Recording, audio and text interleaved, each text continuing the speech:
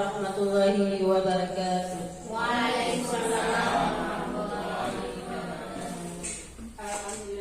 Alhamdulillahirabbil alamin wassalatu wassalamu ala asyrafil anbiya'i wal mursalin wa ala alihi washabbihi ajma'in. Pertama-tama marilah kita panjatkan puji dan syukur kehadiran Allah yang mana pada siang hari ini kita masih diberikan umur panjang, kesehatan dan kesempatan sehingga kita bisa berkumpul di ruangan yang sangat sederhana ini.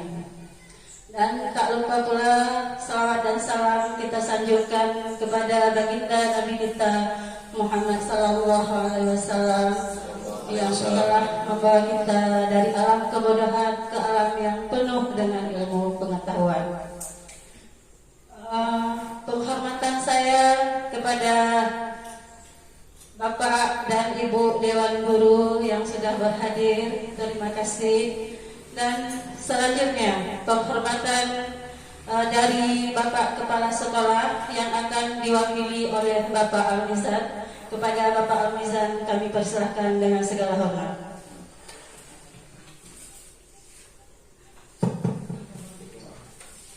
Bismillahirrahmanirrahim. Assalamualaikum warahmatullahi wabarakatuh. Waalaikumsalam warahmatullahi wabarakatuh. Alhamdulillahirrahmanirrahim. Wassalatu wassalamu ala rasulil amin. Amma ba'du. Pertama-tama kita memuji Allah Subhanahu wa taala. Kemudian salawat dan salam kepada Nabi besar Muhammad sallallahu alaihi wasallam yang telah membawa manusia dari alam kebodohan ke alam yang penuh dengan ilmu pengetahuan. Ibu-ibu, bapak-bapak yang hadir yang kami banggakan dan kami inginkan daripada perjumpaan hari ini, kita akan mengikuti sebuah aksi nyata yang akan dilakukan oleh Bapak Insyaallah SPD. Beliau adalah seorang CGP, calon guru penggerak angkatan 11 dari Kabupaten Aceh Besar. Hari ini saya mewakili SDN Kepala Sekolah SDN Kemira mengajak kita semuanya untuk betul-betul berpartisipasi aktif, karena yang saya tahu di budaya positif ini kita akan melihat bagaimana cara untuk menangani anak-anak yang bermasalah. Kemudian posisi kita nanti bagaimana kita mendudukkan posisi kita. Apakah kita hari ini menjadi guru-guru yang memang ditakuti ataupun menjadi guru-guru yang memang kita dirindukan oleh murid kita, dirindukan. Artinya ketika kita nggak datang, anak-anak bertanya, mana bapak ini, mana ibu ini, kenapa nggak datang? Seakan mereka kecewa. Nah, modul hari ini saya melihat itulah yang menjadi titik terang ataupun titik beratnya, fokusnya. Mohon diperhatikan dengan baik dan terima kasih kepada Pak Nasrullah yang mau berbagi ilmu untuk kami di sini. Kami tidak tahu apa-apa masalah guru penggerak. Semoga kita semua bisa mengikutinya dengan baik. Terakhir, kami dengan resminya menyatakan bahwa acara hari ini dijalankan sebagaimana mestinya. Sampai di dulu. Assalamualaikum warahmatullahi wabarakatuh.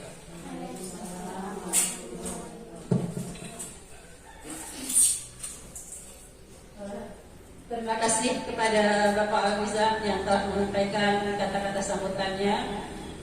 Selanjutnya kita masuk dalam acara inti kita pada hari ini, yaitu tentang pemaparan budaya positif yang akan dipaparkan oleh Bapak Nasrullah. Kepada Bapak kami persilahkan dengan segala hormat.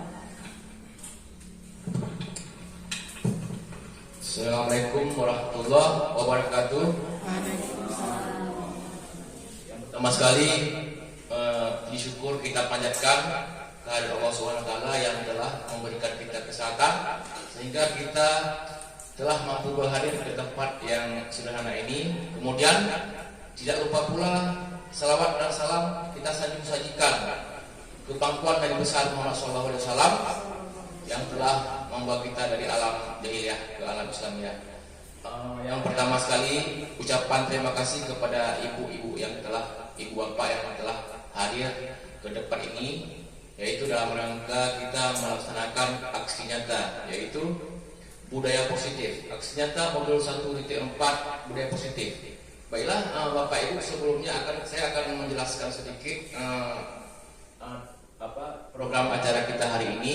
Ini adalah tugas dari pendidikan guru penggerak. Saya sebagai calon guru penggerak bertugas di modul 1.4 ini menyebarkan ataupun esinasi ya, menyebarkan budaya positif, pemahaman tentang bagaimana budaya positif ini kita jalankan di sekolah kita. Baiklah ibu-ibu, langsung saja kita mulai ya.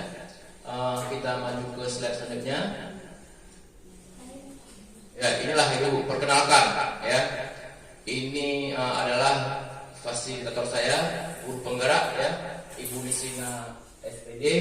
Kemudian saya M. Nasrullah sebagai calon guru penggerak. Kemudian pengajar praktik saya yaitu Bapak Edi Kurniawan SPD. Ya, kita lanjutkan ibu-ibu.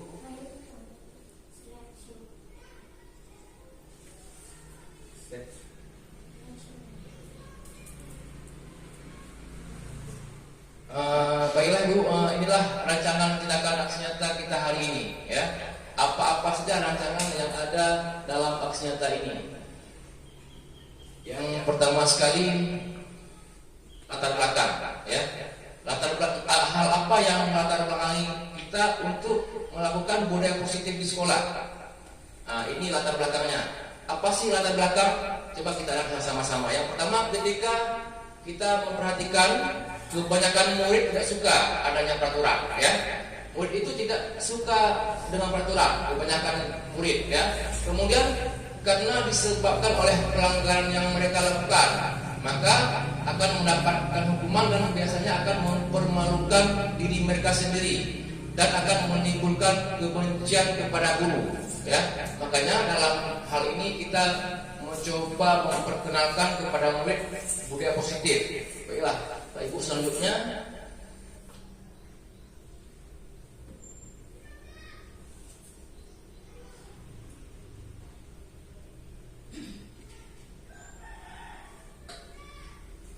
Ya, inilah Ibu tujuan aksi nyata. Apa tujuan aksi nyata kita hari ini? Yaitu dengan esinasi ini kita mampu menciptakan murid yang merdeka dan disiplin diri yang kuat ya.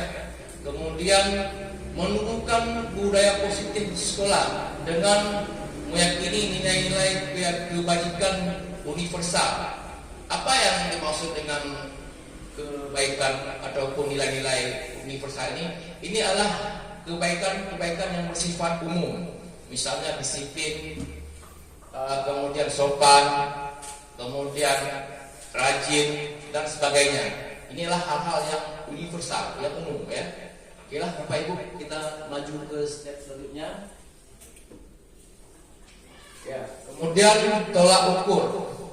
Apa tolak ukur kita membuat keyakinan kelas ini ataupun budaya positif ini? Tolak ukur yaitu terbentuknya keyakinan kelas melalui kegiatan kesepakatan kelas yang dilakukan wali kelas dan siswa. Kemudian siswa mampu menerapkan dan menjalankan keyakinan kelas yang telah dibuat. Inilah nanti yang akan menjadi tolak ukur.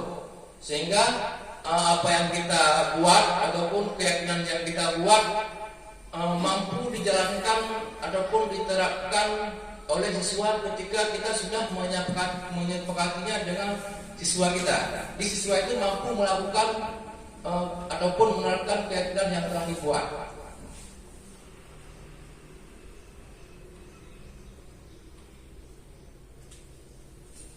Kemudian kita maju ke slide selanjutnya.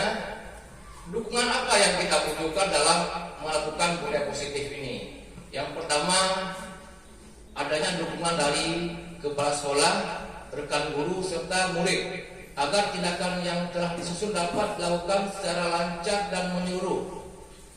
Jadi hal ini juga harus didukung oleh kepala sekolah. Artinya kepala sekolah itu memberikan keleluasaan kepada guru, kepada murid untuk melakukan hal seperti budaya positif. Kemudian sarana juga diperlukan dalam hal ini.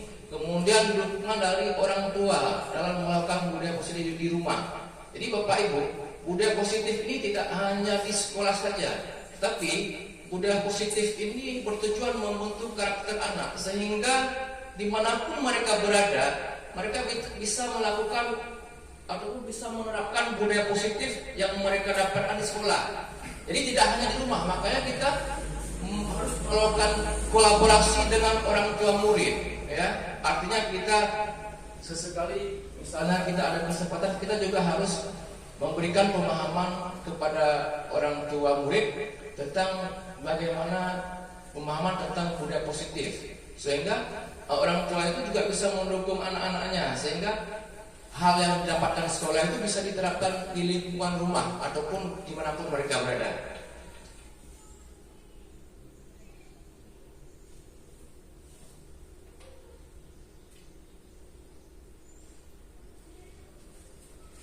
Ya, inilah kegiatan kita hari ini, yaitu aksi nyata modul 1.4 budaya positif. Ya, tugas saya adalah menyebarkan ataupun esimulasi pemahaman dan pengalaman penerapan budaya positif di sekolah.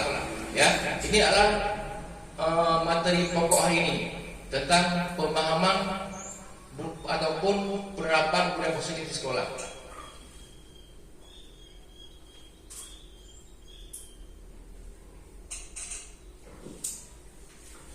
Ya, selamat datang para guru hebat. Dalam kesempatan ini kita akan belajar bersama, berkolaborasi, saling mendukung demi terwujudnya disiplin positif di sekolah kita yang tercinta. Ya, dalam kesempatan ini nanti kita akan bertukar pendapat ataupun menjawab pertanyaan. Artinya di hari ini kita berkolaborasi dalam mewujudkan yang namanya budaya positif di sekolah. Nanti kita akan berkolaborasi bersama-sama bagaimana kita menyusun budaya positif di sekolah. Oke, baiklah Bapak Ibu, kita masuk slide selanjutnya. Ya, ini apa itu budaya positif? Sejauh mana pemahaman ibu-ibu tentang budaya positif? Mungkin ada yang mau memberikan tanggapan satu orang. Sejauh mana pemahaman budaya positif yang ibu pahami, dan sejauh mana hal yang telah ibu-ibu lakukan di sekolah yang menyangkut dengan budaya positif. Mungkin dari sahabat-sahabat ada yang memberi tanggapan.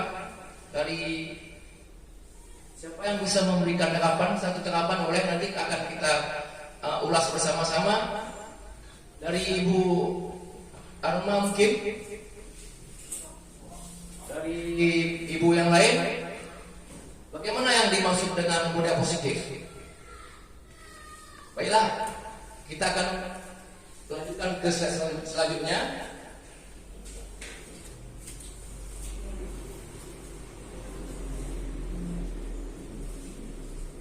Inilah kira-kira pemahaman tentang budaya positif.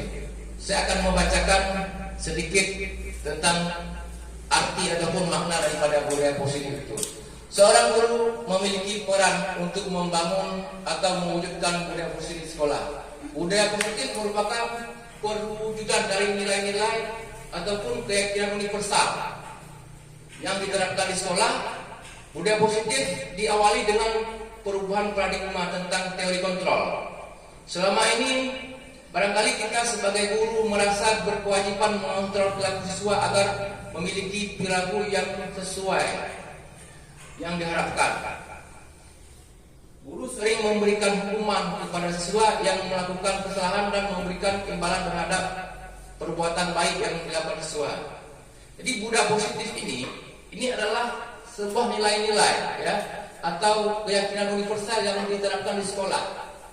Ya, universal, hal yang umum yang seperti saya jelaskan tadi, misalnya umum, dia baik, sopan, ini adalah hal-hal yang positif yang kita terapkan selama ini di sekolah. Baiklah, kita maju ke selanjutnya.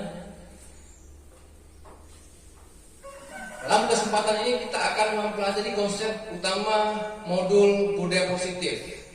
Yang pertama adalah perubahan paradigma belajar. Yang kedua, disiplin positif.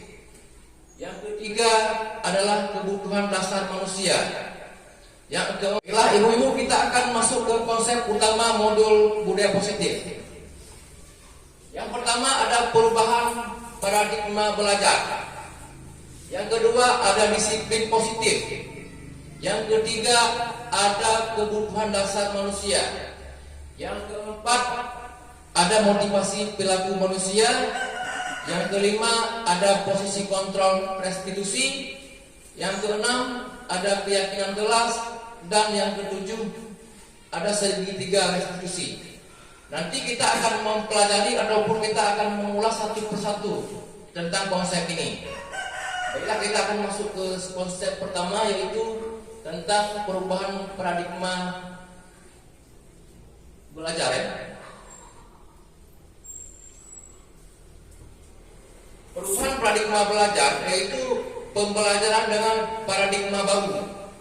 Pembelajaran yang dimaksud dengan pembelajaran paradigma baru ini adalah pembelajaran dengan paradigma baru dirancang berdasarkan prinsip-prinsip pembelajaran yang berdiferensiasi, sehingga setiap siswa belajar sesuai dengan kebutuhan diri, tahap perkembangan untuk mewujudkan profil pelajar Pancasila. Jadi perubahan pemikiran ataupun pembelajaran paradigma baru ini mengarah kepada pembelajaran berdiferensiasi. Artinya pembelajaran ini adalah pembelajaran yang berpihak kepada murid, ya. Kita menyesuaikan kebutuhan, kemampuan sesuai dengan profil murid di sekolah kita, di berdiferensiasi, ya. Kemudian yang sesuai dengan tahap perkembangan, gunanya adalah untuk mewujudkan profil pelajar Pancasila. Sekarang akan kita lihat apa saja dimensi-dimensi profil pelajar Pancasila. Ada 6 dimensi profil pelajar Pancasila. Ya, ibu-ibu, yang pertama adalah beriman, bertakwa kepada Tuhan yang Maha Esa dan berakhlak mulia. Ya. Yang kedua, berkebinekaan global. Yang ketiga, ada nilai mandiri. Kemudian yang keempat, ada nilai bernalar kritis. Kemudian bergotong royong serta kreatif. Jadi pembelajaran paradigma baru ini melalui pembelajaran yang berdiferensiasi, diharapkan guru mampu menciptakan siswa-siswa yang memiliki dimensi profil pelajar Pancasila, sehingga terbentuknya bermacam-macam dimensi profil Pancasila seperti mandiri. Jadi contohnya melalui pembelajaran berdiferensiasi ini kita harus bisa menumbuhkan nilai mandiri, ya. Inilah satu dimensi yang saya sebutkan, mandiri. Jadi dengan paradigma baru ini kita mampu menciptakan murid-murid yang memiliki profil pelajar Pancasila. Selanjutnya kita masuk ke slide selanjutnya.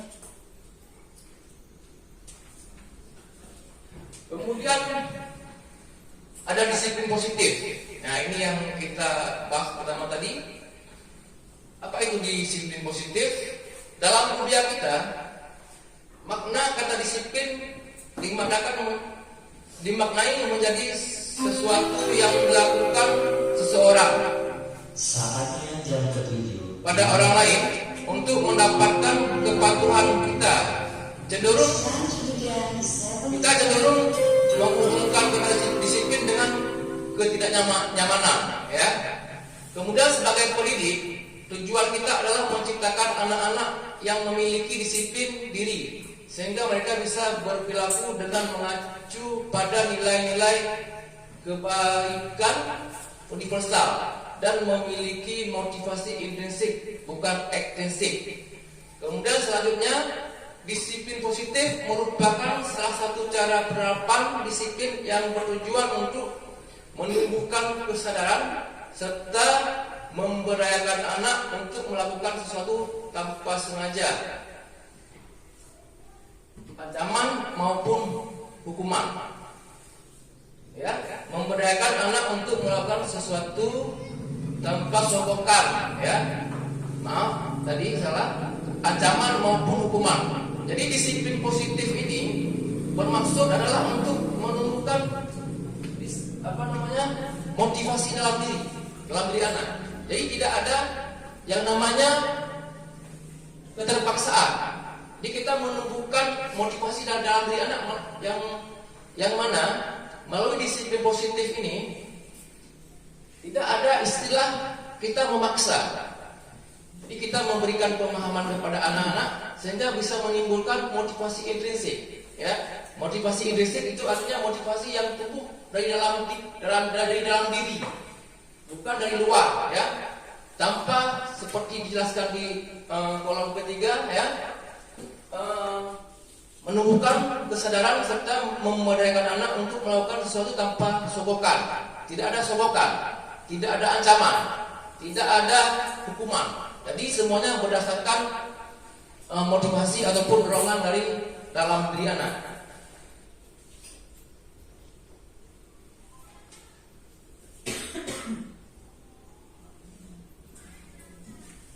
Ya, ini Bapak Ibu. Yang selanjutnya adalah kebutuhan dasar manusia. Untuk mewujudkan disiplin positif, untuk menerapkan disiplin positif, kita sebagai seorang guru juga harus mengetahui apa-apa saja kebutuhan manusia, apa saja kebutuhan dasar manusia yang harus dipenuhi, sehingga disiplin positif ini bisa diterapkan dengan maksimal. Ya, saya contohkan kebutuhan dasar manusia seperti bertahan hidup.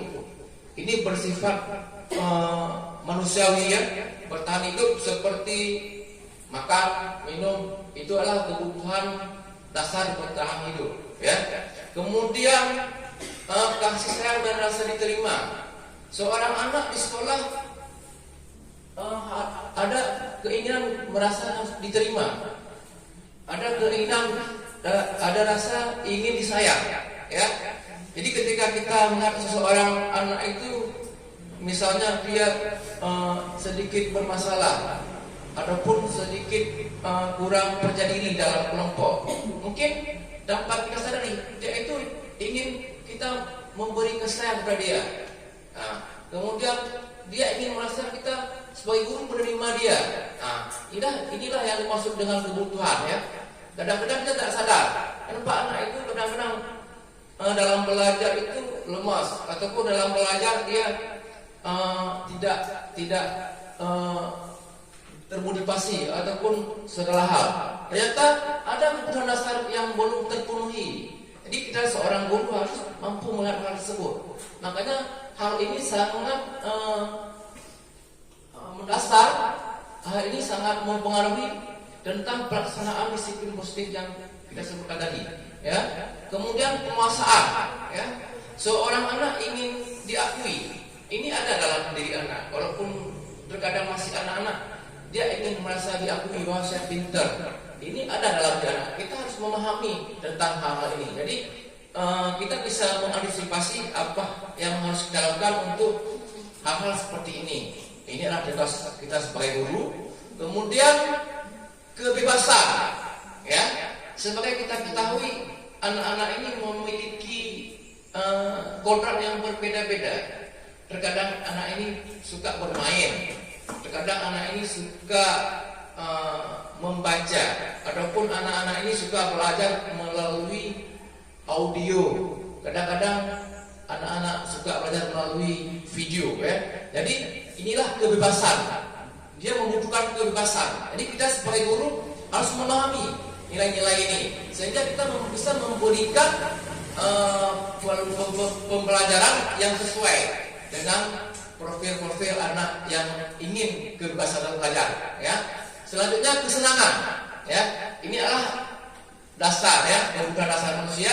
Seorang anak juga ingin kesenangan dalam belajar.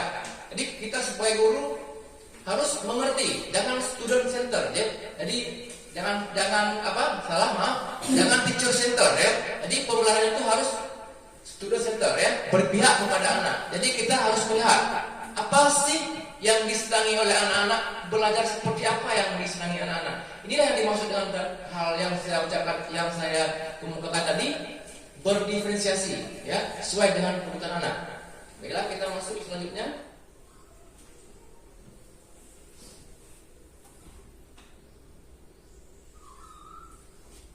Motivasi perilaku manusia. Apa itu motivasi perilaku manusia? Motivasi merupakan dorongan yang timbul pada diri seseorang secara sadar atau tidak sadar untuk melakukan suatu tindakan dengan tujuan tertentu. Nah, ini motivasi perilaku manusia. Apa saja hal yang mendasari sehingga bisa memotivasi seseorang untuk melakukan sebuah tindakan, baik itu secara sadar ataupun dilakukan dengan tidak sadar sesuai dengan tujuan yang dia inginkan. Yang pertama, menghindari ketidaknyamanan dan hukuman. Murid melakukan disiplin diri karena ia takut dihukum. Ini merupakan motivasi ekstrinsik, ya, dari luar. Motivasi yang timbul dari luar. Misalnya ketika kita memberikan tugas kepada anak-anak, kenapa anak-anak itu mengerjakan? Karena dia takut dihukum. Nah, ini tidak dibenarkan, ya. Jadi karena ini motivasinya, dorongannya dari luar, bukan dari dalam. Karena takut dihukum, dia membuat tugas. Nah, ini tidak sesuai dan tidak efektif. Sehingga perilaku ini dianggap tidak efektif. Kemudian mendapatkan imbalan atau penghargaan dari orang lain. Murid melakukan disiplin diri karena dia ingin mendapatkan imbalan. Ini merupakan motivasi ekstrinsik. Ini juga motivasi dari luar, bukan dari dalam diri. Jadi ini dianggap tidak efektif karena dia ingin mendapatkan imbalan. Misalnya di anak kelas rendah, misalnya ada bahasa dari seorang guru, kalau kamu bisa membaca nanti ibu kasih SPM misalnya. Ini tidak efektif, ya, karena dia mengharapkan imbalan. Ini dari luar, dorongannya dari luar. Ketika nanti tidak ada imbalan, dia tidak akan mau melakukannya lagi, karena dorongannya dari luar, ya. Kemudian yang terakhir, menghargai nilai-nilai kebajikan diri sendiri. Murid melakukan disiplin diri karena sadar akan nilai kebajikan dirinya. Ini merupakan motivasi intrinsik, ya. Motivasi intrinsik itu dari dalam. Nah, ini Bapak Ibu coba diperhatikan yang kolom ketiga. Inilah yang kita harapkan, ya, ada pada anak-anak kita, ya. Motivasi dalam dirinya. Dia menghargai dirinya sebagai seorang pelajar. Apa yang harus dia lakukan? Apa tugasnya sebagai seorang pelajar? Ya, jadi ada nilai-nilai yang harus dihargai pada diri sendiri, kebaikan yang ada dalam diri sendiri yang harus dihargai sehingga bisa menumbuhkan motivasi dari dalam, ya, bukan dari luar seperti yang kita jelaskan tadi, mengharapkan hadiah, takut dihukum. Ini tidak efektif. Karena anak-anak kalau kita sering menghukum, dia akan menimbulkan dendam, Bapak, ya. Akan menimbulkan dendam kepada guru tersebut, sehingga ini tidak efektif. Jadi ada rasa takut. Kemudian mengharapkan imbalan, ya, ini juga dianggap tidak efektif karena ketika nanti tidak ada lagi imbalan, dia akan tidak akan mengerjakannya lagi karena ada harapan, ya. Jadi Bapak Ibu, kita yang terakhir, ya, menghargai nilai-nilai kebajikan diri sendiri. Ini yang kita harapkan ada pada diri anak-anak sehingga bisa terciptanya disiplin positif pada anak tersebut.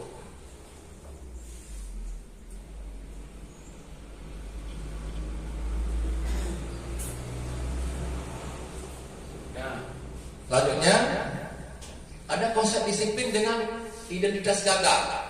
Nah, seperti kita jelaskan tadi, kenapa gagal, ya? Kita akan lihat bawahnya hukuman, ya. Hukuman ini menyakitkan, ya. Nah, kemudian tidak nyaman, murid takut, memaksa, murid menyembunyikan kesalahan, murid menjadi rendah diri, ya. Ketika kita menghukum anak-anak di depan kawan-kawannya, apakah dia akan merasa rendah? Jawabannya iya. Jadi hukuman ini tidak efektif sehingga murid ini merasa rendah diri, merasa tidak nyaman ketika kita memberikan hukuman. Baiklah, ibu-ibu, kita sekarang masuk ke konsep disiplin dengan identitas gagal. Ya, kenapa bisa dikatakan identitas gagal? Karena di sini ada hukuman, ya, sehingga ini bisa menyebabkan anak-anak itu merasa yang pertama menyakitkan. Ya, ketika kita menghukum dia merasa tersakiti, kemudian tidak nyaman, tidak enak, perasaannya was-was, tidak enak, kemudian memaksa, ya, ada paksaan yang harus dia lakukan, bukan dari dalam dirinya, ini ada paksaan dari luar, ya. Kemudian murid menyembunyikan kesalahan, ya, karena takut dihukum, murid akan menyembunyikan kesalahan yang dia lakukan, sehingga ini membuat murid itu merasa takut karena hukuman tersebut. Kemudian murid menjadi rendah diri, ya. Terkadang kita tidak sadar ketika kita menghukum murid di depan kelas ataupun di depan di halaman sekolah, ini akan membuat dia merasa rendah diri daripada kawan-kawannya. Karena dia merasa bersalah, kemudian dihukum, dia akan membuat hatinya merasa rendah hati, ya. Kemudian penghargaan tidak efektif. Penghargaan ini tidak efektif. Kemudian merusak hubungan. Dalam kurung sifat ini, ya. Kemudian bisa mematikan kreativitas. Kemudian menghukum dengan sistem ranking.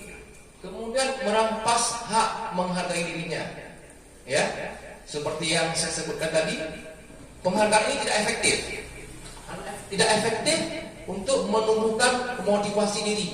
Tidak efektif untuk menumbuhkan motivasi dalam diri. Artinya dia mengharap penghargaan. Ini dari luar, ya. Motivasinya dari luar, mengharap penghargaan. Penghargaan ini bisa merusak hubungan. Jadi ketika kita menghargai seseorang anak, jadi yang lainnya nanti akan merasa iri, ya. Ini bisa merusak hubungan di antara anak-anak di kelas, ya. Ketika kita lebih sayang kepada si A, bagaimana dengan si B? Bagaimana perasaan si C? Ya, dia otomatis akan merasa iri. Kenapa saya tidak dihargai oleh bapak guru tersebut? Apa salah saya? Apa yang telah saya lakukan sehingga bapak ataupun ibu tidak sayang kepada saya? Jadi ini merusak hubungan. Ini salah satunya. Kemudian mematikan kreativitas, ya. Tidak ada kreativitas apapun, ya. Karena kita sering memberikan penghargaan, jadi tidak ada motivasi lagi dalam dirinya untuk berbuat, ya. Cukup di penghargaan itu saja, sehingga tidak timbul motivasi dalam diri untuk lebih kreatif, lebih inovatif, ya, lebih mandiri, karena disebabkan oleh penghargaan tadi, ya. Kemudian sistem dengan sistem ranking, menghukum dengan sistem ranking. Ini juga seperti yang saya sebutkan tadi, ini kurang efektif, ya, sehingga akan menimbulkan rasa iri daripada teman-teman sekelas. Kemudian merampas hak menghargai dirinya, ya, seperti saya sampaikan sebelumnya, motivasi diri dalam diri itu adalah untuk menghargai diri, ya, untuk menghargai nilai-nilai kebaikan dalam diri. Baru motivasi dalam diri itu tumbuh ketika dia bisa menilai ataupun menghargai motivasi yang ada dalam dirinya. Itu tidak dianggap tidak efektif karena kita telah merampas hak dia, ya. Kita sudah menyogok dia, kita sudah memberikan imbalan sehingga dia tidak bisa menghargai, sehingga dia tidak bisa menghargai lagi kebaikan-kebaikan ataupun kebaikan yang ada dalam dirinya. Nah, ini dianggap tidak efektif ataupun gagal, identitas gagal.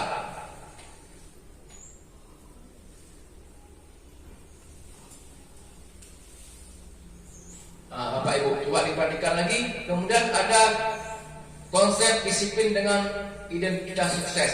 Ini berbalik, ya, berbalik dengan yang saya tadi identitas gagal. Kemudian bagaimana konsep disiplin itu dengan identitas sukses? Yang pertama ada konsekuensi ya. Konsekuensi ini penguatan jangka pendek. Nah, sifat konsekuensi ini dia penguatan jangka pendek ya. Kemudian perlu monitoring berkelanjutan. Kemudian stimulus respon. Kemudian ada murid menghormati peraturan. Yang terakhir, kehilangan waktu untuk merenungi kesalahan ya. Jadi konsekuensi ini biasanya dia bukan hukuman, tapi adalah menebus kesalahan. Contohnya, misalnya ada anak yang datang terlambat. Jadi konsekuensinya dia harus mencatat lagi nanti di jam istirahat. Karena konsekuensi ya, bukan hukuman, tapi dia menebus kesalahan yang dulu sehingga mampu membuat memperbaiki kesalahan. Tapi ini dalam bentuk konsekuensi. Di anak-anak masih dalam keadaan dipaksa untuk melakukan hal tersebut ya. Kemudian penguatan jangka pendek, dia hanya akan mengingat dalam jangka pendek. Seperti contoh yang saya buat tadi, yang saya katakan tadi, dia hanya akan mengingat itu sebagai peraturan saja yang harus dia buat. Jadi penguatannya dalam jangka pendek, dia hanya akan mengingat dalam jangka pendek. Kemudian perlu monitoring berkelanjutan. Kita perlu memonitor dia, kita perlu melihat. Ya, jadi masih ada ada paksaan dalam dirinya. Kemudian stimulus respon, ya. Jadi harus ada arahan, misalnya sesuai dengan kesalahan yang dibuat. Seperti yang saya katakan tadi, kamu harus mencatat lagi di jam istirahat. Jadi dia akan merespon baik. Jadi masih dalam keadaan kita paksakan, ya. Kemudian murid menghormati peraturan. Dalam pemikiran dia ini hanya sebatas peraturan, ya. Hanya sebatas peraturan saja, bukan kesadaran dalam dirinya. Dan selanjutnya kehilangan waktu untuk merenungi kesalahan. Dia tidak akan pernah merenungi kesalahan apa yang dilakukan. Yang dia tahu ini adalah peraturan yang harus dia lakukan, ya. Kemudian restitusi. Nah, ini yang akan kita bahas bersama-sama, ya.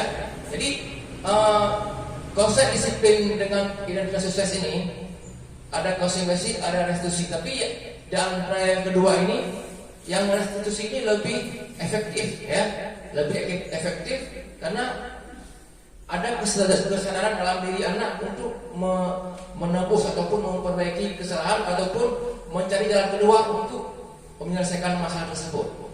Ya, restitusi ini ciri-cirinya murid bertanggung jawab untuk perilakunya. Ya, ketika dia melakukan kesalahan dia bertanggung jawab.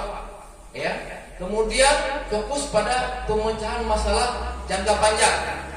Kemudian murid menghormati dirinya dan orang lain. Kemudian dari kontrol, dirinya memegang kontrol, ya. Jadi dirinya sendiri yang memegang kontrol, ya, bukan orang lain. Kemudian murid bersemangat untuk memperbaiki kesalahan. Nah, ini coba kita perhatikan ibu-ibu, ya. Murid bertanggung jawab. Nah, jadi restitusi ini adalah sebuah proses untuk memberikan pemahaman kepada murid. Ini cuma tidak ada paksaan, tapi kita menawarkan kepada murid untuk memperbaiki kesalahan. Misalnya ada anak-anak yang dalam menggunakan atribut sekolah di hari Senin, misalnya dia tidak menggunakan nasi. Kita sebagai guru tidak menghukumnya, tapi memberikan solusi atas kesalahannya. Contohnya, kita bisa memberikan pernyataan seperti ini, misalnya, apakah ini sudah sesuai dengan disiplin apakah ini sudah sesuai dengan kesepakatan ataupun peraturan sekolah? Dia pasti akan menjawab tidak. Artinya kita mengajak, mengedukasi dia untuk memperbaiki.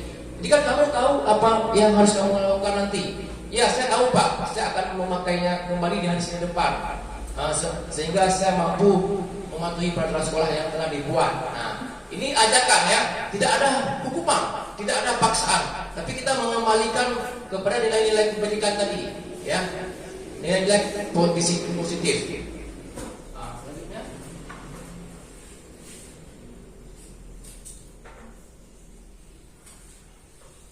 di sini ada konsep disiplin pendekatan restitusi. Ya, kita akan membahas lagi tentang restitusi. Sebuah cara menanamkan disiplin positif pada murid. Ya, konsep pendekatan ini adalah sebuah cara untuk menanamkan disiplin positif pada murid. Pengertian restitusi. Nah, ini adalah pengertian restitusi yang kita bahas tadi. Restitusi adalah proses menciptakan kondisi bagi murid untuk memperbaiki kesalahan mereka sehingga mereka bisa kembali pada kelompok mereka dengan karakter yang lebih kuat. Ya, ini adalah proses di mana kondisi ini adalah kita manfaatkan bagi anak untuk memperbaiki kesalahan-kesalahan yang mereka buat sehingga mereka bisa kembali kepada kelompoknya dengan motivasi ataupun dengan keadaan yang lebih baik. Ya. Kemudian apa ciri-ciri restitusi tersebut? Ya, ini yang pertama bukan menembus kesalahan seperti yang saya jelaskan tadi, tidak menembus kesalahan, tapi belajar dari kesalahan. Ya, seperti contoh yang saya katakan tadi, ada seorang anak yang tidak memakai atribut, dia tidak menembus, tapi belajar dari apa yang kesalahan yang dia lakukan. Ya. Kemudian memperbaiki hubungan. Ya, memperbaiki hubungan tadi artinya dengan tidak adanya hukuman ataupun paksaan, hubungan itu akan terus berlanjut dengan baik. Ya, tidak ada pengusahaan hukuman di situ, karena kita tidak ada hukuman, tidak ada penghargaan apa-apa, sehingga ini akan terus menerus memperbaiki hubungan antara seorang murid dengan guru. Kemudian tawaran, ya, tawaran bukan paksaan. Kita tidak memaksa, tapi kita memberikan pemahaman seperti yang contoh yang saya berikan tadi. Bagaimana apa yang harus kamu lakukan untuk menembus kesalahan kamu, ya. Otomatis kita mengajak anak itu berpikir nilai-nilai kebajikan, ya. Apa yang telah kamu langgar? Saya telah melanggar kedisiplinan, Pak. Nah, otomatis kita akan memberi solusi. Apakah kamu bersedia untuk memperbaiki kesalahan tersebut? Iya Pak. Nah, begini caranya, bukan memaksa, bukan kalau misalnya menghukum itu misalnya seorang anak tidak memakai seragam atribut sekolah, kamu harus push up. Nah, dia kan malu kalau dia harus push up di tengah lapangan, kemudian dilihat oleh kawan-kawannya. Ya, ini akan anak-anak akan menyebabkan rendah di depan sahabat-sahabatnya. Kemudian menuntun untuk melihat ke dalam diri. Ya, ini tadi yang saya yang saya berikan contoh tadi, melihat ke dalam dirinya apa kesalahan yang dia perbuat. Ya, kita memotivasi anak untuk melihat lagi kesalahan yang dia buat sehingga dia mampu memperbaiki kesalahan tersebut. Kemudian menuntun, mencari kebutuhan dasar yang mendasari tindakan. Ini ada di slide yang di belakang tadi, ya. Mencari kebutuhan dasar yang mendasari tindakan mereka. Misalnya mereka butuh perhatian. Nah, ini tadi, ya. Misalnya kebutuhan dasarnya, ya. Dia tidak disayang, dia merasa tidak disayang di kelasnya. Apa yang harus kita lakukan sebagai guru? Nah, ini termasuk di poin ini, ya. Mencari kebutuhan dasarnya. Kenapa dia berbuat seperti itu? Kenapa anak ini bandel? Mungkin dia di rumah tidak disayang sama orang tuanya, ataupun murid suka memukul kawan-kawannya. Kenapa dia suka memukul kawan-kawannya? Berarti mungkin di rumah didikannya keras. Kita bisa melihat hal apa yang mendasari tindakan anak tersebut, sehingga kita bisa memperbaiki dengan restitusi ini, ya. Kemudian fokus pada karakter, bukan tindakan, ya.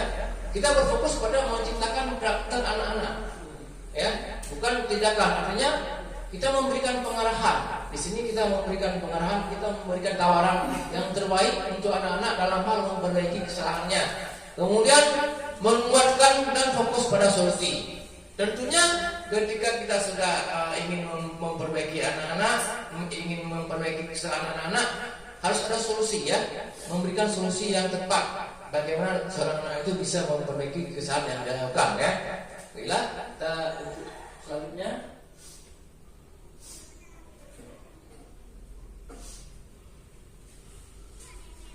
Kita akan melihat perbedaan, ya. Perbedaan. Contoh kasus. siswa sering terlambat masuk sekolah. Ya, apa perbedaannya? Hukuman bagaimana menanggapi sebuah kasus dengan bentuk hukuman, konsekuensi dan restitusi. Ya, jadi dalam hukuman ini biasanya, baiklah ibu-ibu, kita akan melihat perbedaan di antara ketiga bentuk penyelesaian masalah, yaitu melalui hukuman, konsekuensi atau restitusi.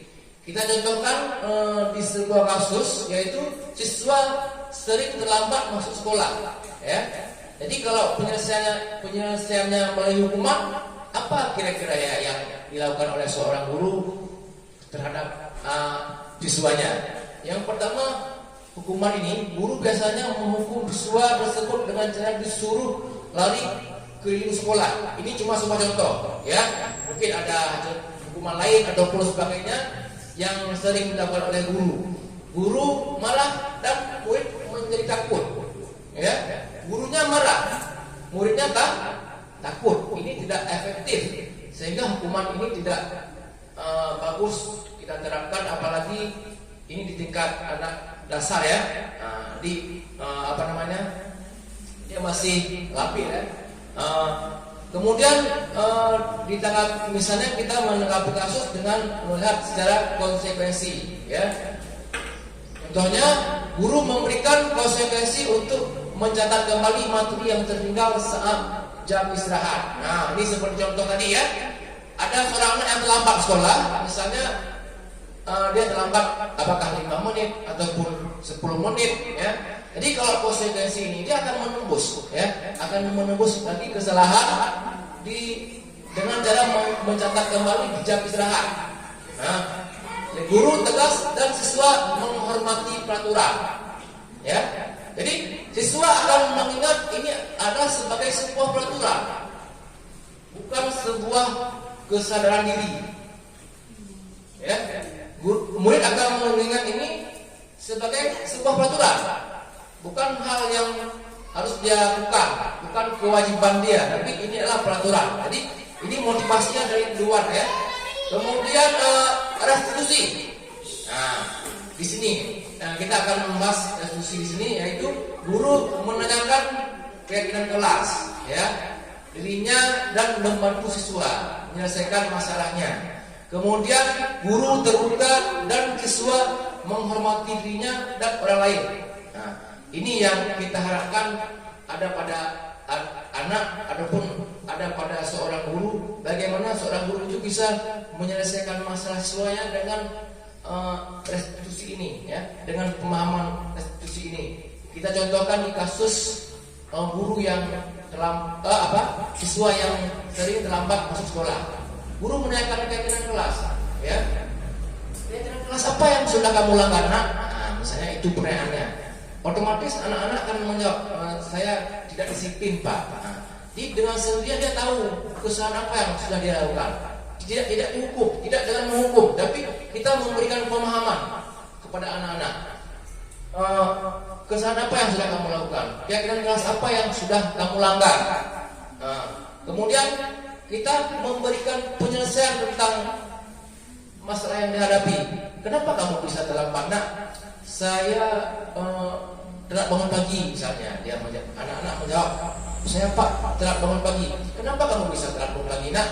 Saya, misalnya dia menjawab, saya terlambat tidur malam. Nah, ini masalahnya kan ada di tidurnya. Jadi kita sebagai guru harus memberikan arahan kepada dia bagaimana agar dia bisa bangun lebih cepat. Salah satunya mungkin kita harus mengarahkan kepada anak-anak mungkin harus tidur lebih cepat, Pak, ya, sehingga anak-anak itu bisa bangun dengan lebih cepat. Nah, jadi guru terbuka dan siswa menghormati dirinya dan orang lain, ya. Ketika dia sudah tahu kesalahan dia, oh saya salah berarti, saya tidak boleh lagi seperti ini. Jadi otomatis dia juga menghargai gurunya karena kita sudah memberikan pemahaman kepada dia sehingga dia akan menghargai orang lain. Ya, kita masuk ke slide selanjutnya.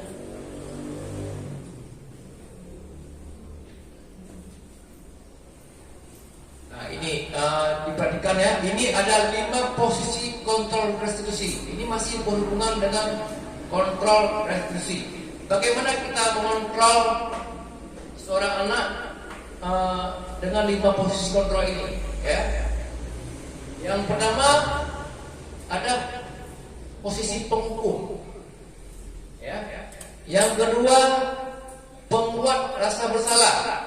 Ini ada 5 posisi kontrolnya, yaitu yang pertama tadi saya ulang lagi, penghukum, yang kedua pembuat rasa bersalah, yang ketiga teman, yang keempat pemantau, dan yang kelima manajer. Nah, mana yang lebih efektif untuk kita pergunakan dalam hal mengontrol ataupun kita terapkan di sekolah?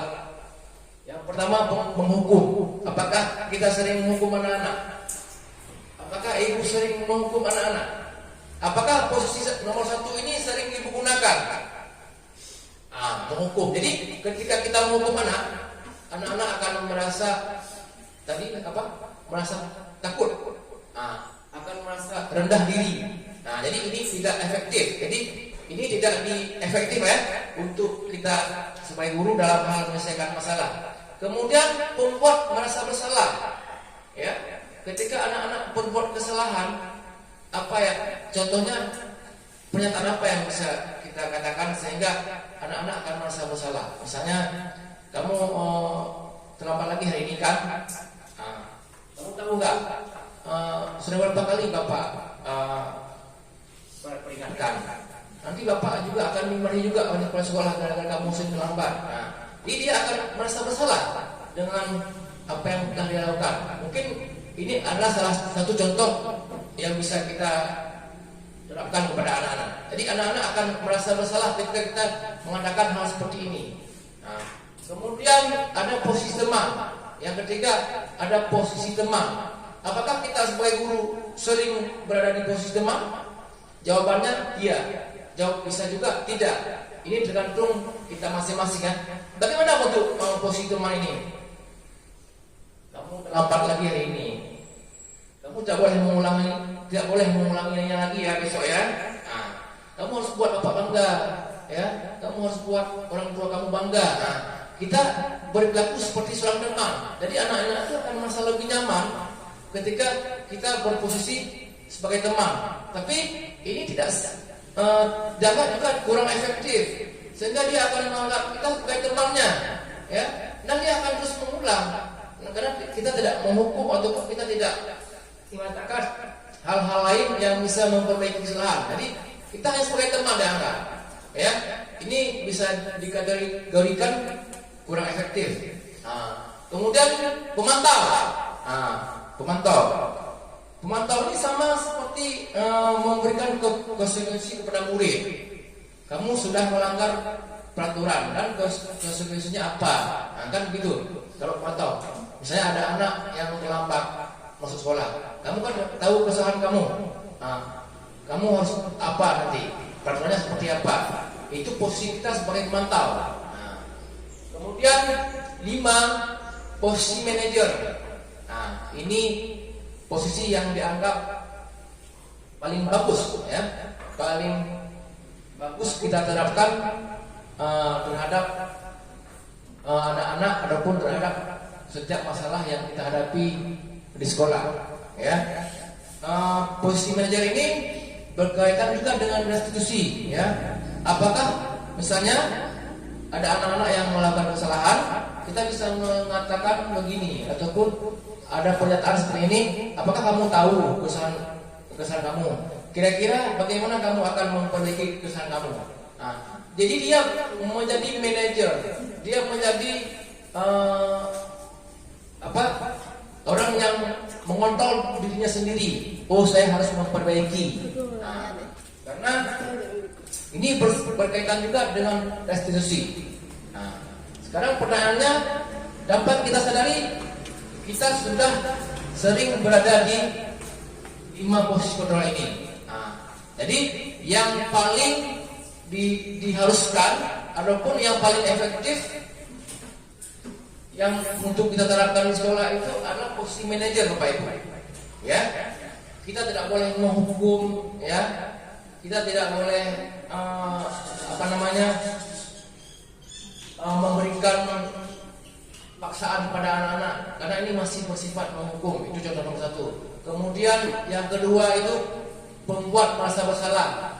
Jadi dia hanya merasa bersalah, jadi tidak tahu apa yang harus dia perbaiki. Jadi kemudian teman, posisi teman ini kita hanya akan dianggap sebagai teman terus, ya. Jadi dia akan cenderung melakukan hal ini lagi karena dia menganggap kita sebagai teman. Kemudian pemantau, ini sama dengan yang tadi ya, konsekuensi. Dia anak-anak akan terus mengingat ini ada sebagai peraturan. Ketika kita hanya sebagai, ketika kita kita sebagai pemantau, anak-anak itu akan mengingat itu adalah peraturan yang harus diikuti. Kemudian yang kelima, ini dia manajer. Ini yang memang harus kita terapkan di sekolah, sehingga anak-anak itu bisa mandiri dengan nilai-nilai kebaikan yang dia miliki. Nah, ini ibu-ibu yang saya sampaikan tadi, penerapannya, ya, menghukum, ya, patuhi aturan sekolah, lalu berdiri di depan kelas. Nah, ini seperti ini. Ini tidak efektif, sehingga anak-anak itu merasa takut dengan gurunya. Kemudian membuat merasa bersalah. Berapa kali Bapak harus memberitahu kamu, Bapak guru kecewa sama kamu, ini dia merasa bersalah. Kemudian demam, ayolah yang tertib Pak guru bangga, kali ini tidak apa-apa kamu salah. Kemudian memantau, kamu sudah melanggar, apa peraturan dan konsekuensinya. Kemudian manajer, apakah kamu tahu kesalahan kamu? Nah, ini cuma sebagai contoh, kira-kira bagaimana kamu akan memperbaiki kesalahan kamu. Nah, ini manajer ini posisi manajer ini paling aktif, ya, paling bagus, paling efektif, ya, paling efektif untuk kita terapkan di sekolah.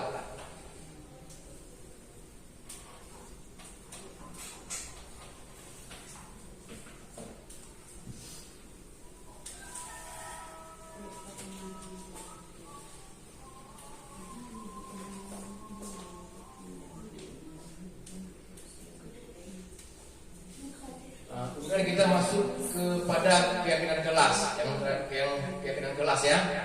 Mengapa keyakinan kelas, ya? Mengapa tidak peraturan kelas saja? Nah, kenapa keyakinan kelas yang kita bentuk terhadap anak-anak? Kenapa tidak peraturan sekolah saja, ya? Ini ada dua pertanyaan, ya. Ini bisa menjadi acuan ataupun contoh sebagai bahan renungan, ya. Yang pertama, mengapa kita memiliki peraturan tentang penggunaan helm? Apakah saat mengendarai kendaraan roda 2? Mengapa kita memiliki peraturan tentang penggunaan helm pada saat mengendarai kendaraan roda 2? Kenapa kita menggunakan helm? Apakah ini peraturan ataupun keyakinan, ya? Kemudian mengapa kita memiliki peraturan tentang penggunaan masker dan mencuci tangan setiap hari? Kalau kita menganggap ini adalah sebuah peraturan, kita hanya melakukan ini berdasarkan peraturan. Misalnya kita naik motor ke kota, ya, kita hanya akan menggunakan helm karena takut peraturan, karena takut ditangkap oleh polisi. Oh, bapak itu tidak ada helm, ditangkap. Kalau ini hanya sebatas peraturan, kita akan melakukan hal itu disebabkan oleh contoh hal seperti tadi. Tapi kalau kita meyakini dengan menggunakan helm ini bisa menyelamatkan kita dari kecelakaan. Nah, inilah keyakinan, kan? Kita yakin dengan menggunakan helm itu bisa menyelamatkan kita kalau terjadi kecelakaan. Nah, kemudian mengapa kita memiliki peraturan tentang penggunaan masker dan mencuci tangan setiap saat, ya? Kalau ini hanya peraturan, kita hanya akan melakukannya berdasarkan peraturan. Tapi kalau kita meyakini, ya, bahwa dengan cara mencuci tangan ataupun menggunakan masker itu bisa membuat kita sehat, ya, kita akan melakukannya karena kita meyakini. Makanya kenapa keyakinan kelas? Jadi anak-anak itu akan melakukan keyakinan kelas kalau dia meyakini. Misalnya kita bercontoh keyakinan kelas. Contohnya, misalnya anak-anak membuang sampah sembarangan. Jangan buang sampah sembarangan. Kalau ini cuma sebatas peraturan, dia hanya akan membuang sampah ke dalam buang sampah ketika ada gurunya. Tapi ketika dia meyakini, ketika membuang sampah sembarangan itu bisa menyebabkan wabah penyakit, bisa menyebabkan nyamuk, itu bisa datang ke contohnya yang seperti saya katakan tadi, misalnya anak-anak meyakini bahwa kalau membuang sampah itu bisa menimbulkan wabah penyakit, ada nyamuk yang berdatangan ke sampah, kemudian sampai nyamuk itu dan masuk ke makanan kita, sehingga itu bisa menjadi sebuah keyakinan, sehingga mereka akan membuang sampah lagi sembarangan. Itu menjadi sebuah keyakinan. Jadi mengapa keyakinan jelas bukan peraturan? Inilah yang harus kita tanamkan kepada anak-anak. Kita tanamkan menjadi sebuah keyakinan, sama dengan kita tadi, keyakinan menggunakan helm bukan peraturan. Kita harus yakin bahwa menggunakan helm itu bisa menyelamatkan kita dari kecelakaan. Salah satu contoh, bukan peraturan, bukan takut ditangkap sama Pak Polisi. Ini peraturan ya. Jadi kalau nggak ada Pak Polisi kita nggak pakai helm, enggak. Jadi kita harus meyakini bahwa menggunakan helm itu untuk menyelamatkan diri kita pada saat kecelakaan. Oke, selanjutnya slide selanjutnya. Ini bagaimana kita membuat keyakinan kelas dengan anak-anak ya. Yang pertama, berdiskusi tentang peraturan ataupun kesepakatan kelas ya. Langkah pertama kita bisa berdiskusi dengan anak-anak. Kira-kira misalnya dalam kelas kita bisa bertanya anak-anak, kira-kira kesepakatan apa yang belum kita buat, kira-kira kesepakatan apa yang belum ada di kelas kita. Kita bisa menyepakatinya bersama anak-anak ya. Kemudian merumuskan peraturan menjadi keyakinan kelas. Ini seperti contoh yang saya katakan tadi ya. Misalnya dalam hal membuang sampah ya. Peraturan ini juga harus dibuat menjadi sebuah keyakinan. Apa yang dia yakini? Bahwa sampah itu bisa membawa penyakit.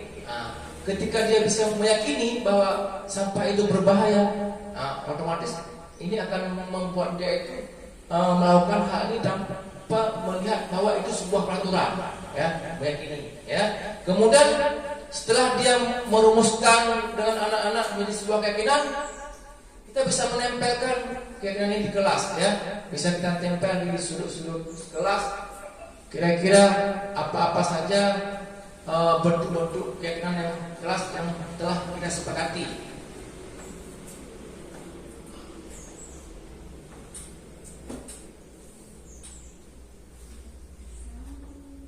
Kemudian keyakinan kelas, contoh-contoh keyakinan kelas, ya. Misalnya yang satu disiplin waktu. Ini contoh-contoh yang biasa ya. Maka ini universal, ya. Kebaikan universal ya. Kemudian belajar dengan semangat dan percaya diri. Ini adalah contoh-contohnya. Kemudian menghargai guru atau teman yang sedang bicara. Yang keempat, saling menghormati sesama. Yang kelima, saling bekerja sama dan saling membantu.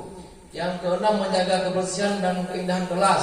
Ketujuh, selalu menerapkan budaya 5S, senyum, sapa, salam, sopan dan santun. Dan yang terakhir, budayakan literasi, yaitu gemar membaca. Ini contoh-contoh keyakinan kelas yang biasa yang bisa kita terapkan di kelas, ya. Dan bagaimana pembentukan keyakinan kelas tersebut?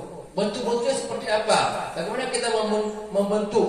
Bagaimana kita menyepakati keyakinan kelas ini? Yang pertama, prosesnya semua warga kelas atau sekolah dilibatkan saat membuatnya.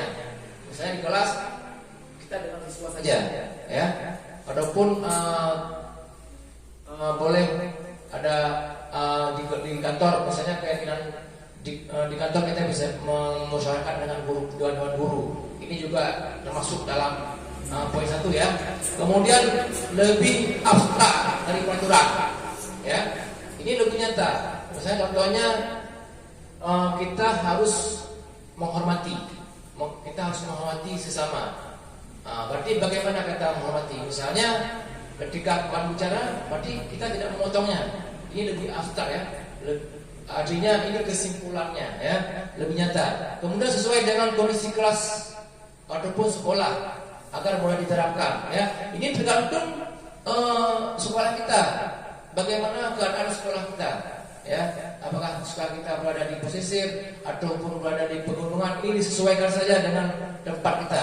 Kemudian dibuat dalam bentuk positif. Ya, nah, ini jelas ya, positif, jangan negatif. Ya, positif misalnya seperti contoh tadi, disiplin waktu, ya, saling menghargai. Kemudian berupa pernyataan universal, ya, ini umum, ya, tidak mudah, tidak artinya intinya mudah dipahami, universal, umum, misalnya disiplin, misalnya datang tepat waktu, ini mudah dimengerti, ya. Kemudian yang terakhir sedikit saja agar mudah diingat, tidak perlu banyak-banyak Bapak Ibu. Dalam membuat peraturan kelas itu tidak perlu banyak-banyak, sehingga kalau terlalu banyak akan susah untuk diingat. Jadi yang perlu saja, sehingga anak-anak itu nggak akan lupa dengan peraturan yang disepakati.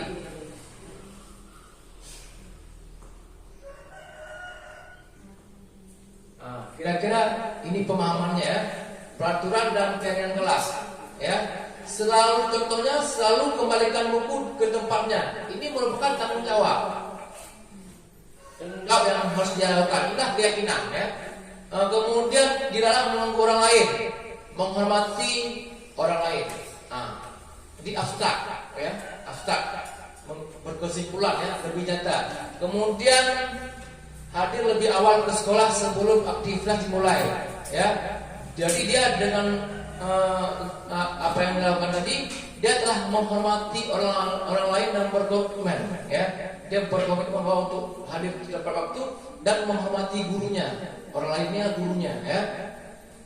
Kemudian selanjutnya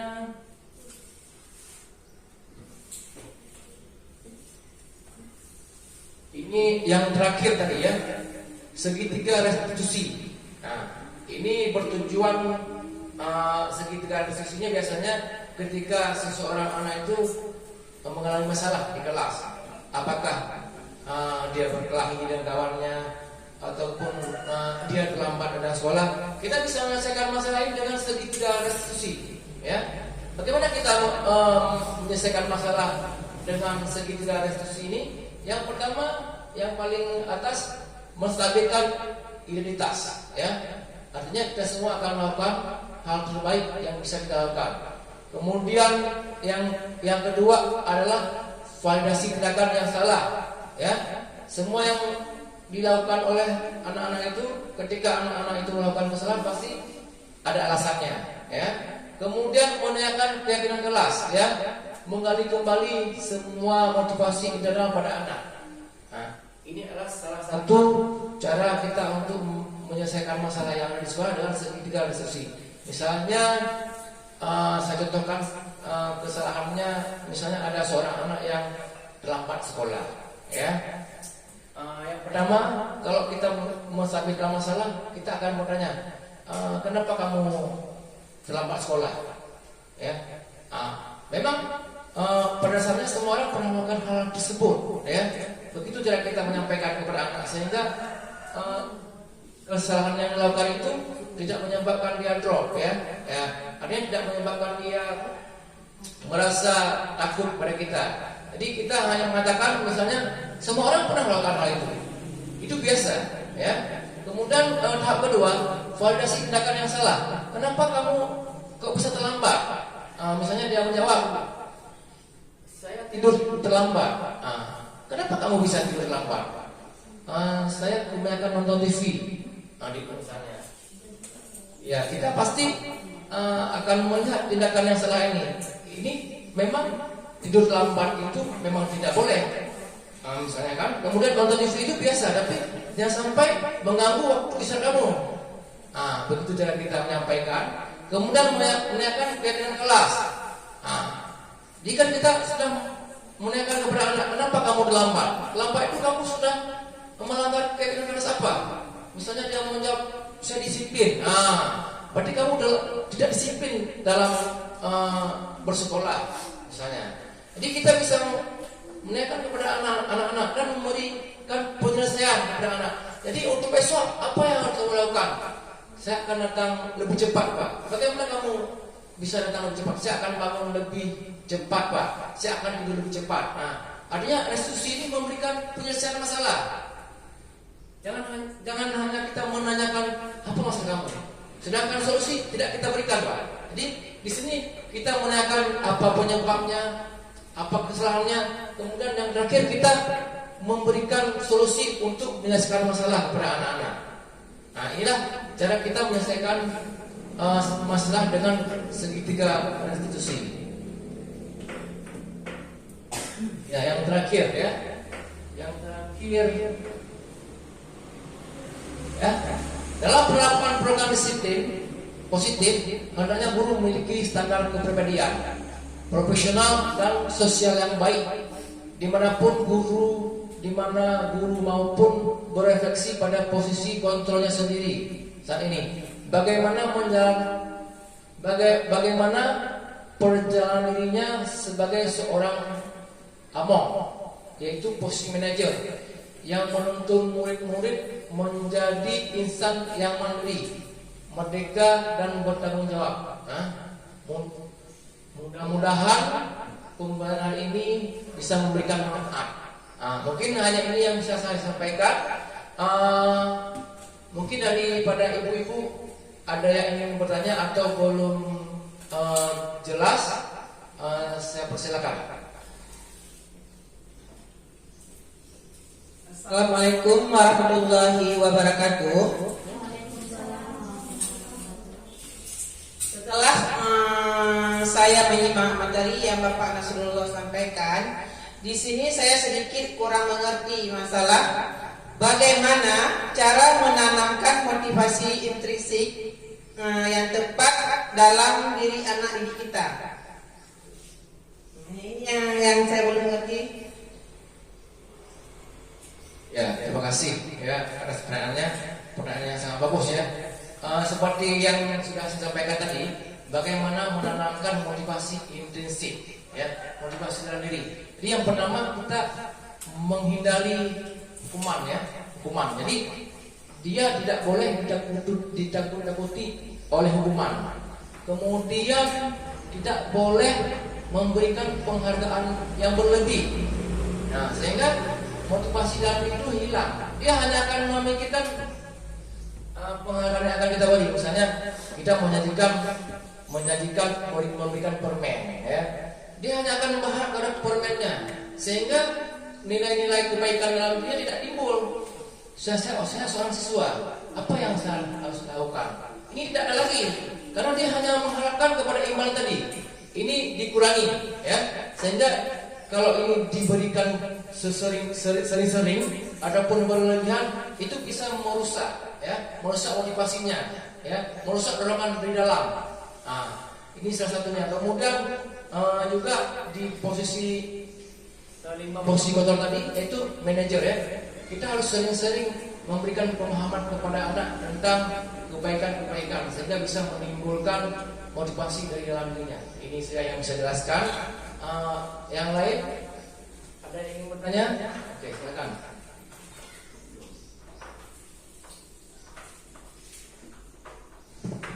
Assalamualaikum warahmatullahi wabarakatuh. Terima kasih sudah diberikan kesempatan kepada saya.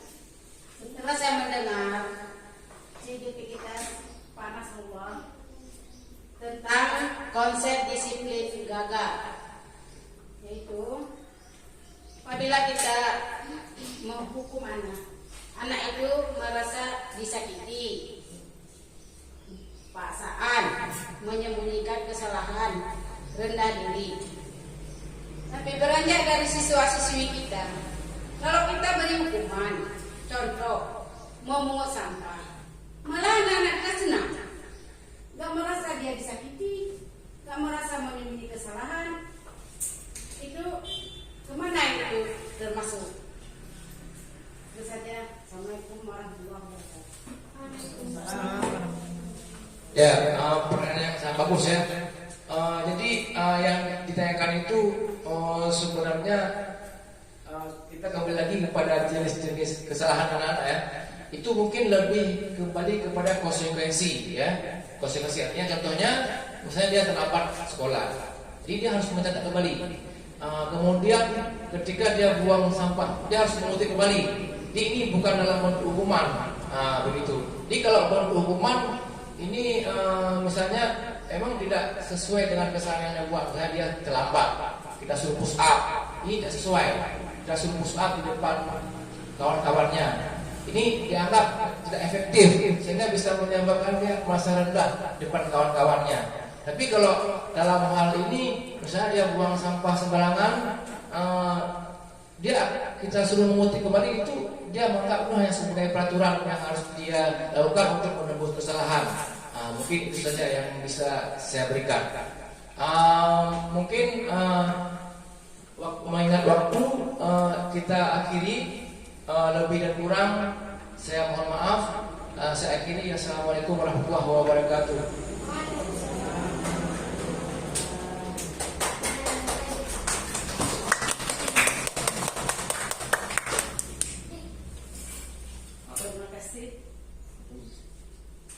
Terima kasih kepada narasumber kita, yaitu calon CGP angkatan ke-11, yaitu yaitu Nasrullah, yang telah memberikan materi kepada kita semua dengan cukup bagus. Saya selaku moderator, saya akhiri. Wabillahi taufiq wal hidayah. Wassalamualaikum warahmatullahi wabarakatuh.